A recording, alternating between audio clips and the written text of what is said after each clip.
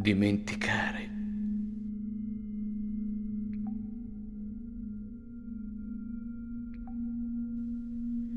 Mi sono rimasti da narrare solo frammenti casuali, il cui disordine mi rende anche oggi un uomo incerto.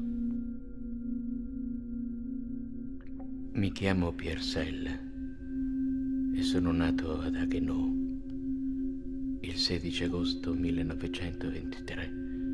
Sono morto a Tolosa il 25 novembre 2005 e questo è il mio ultimo pensiero.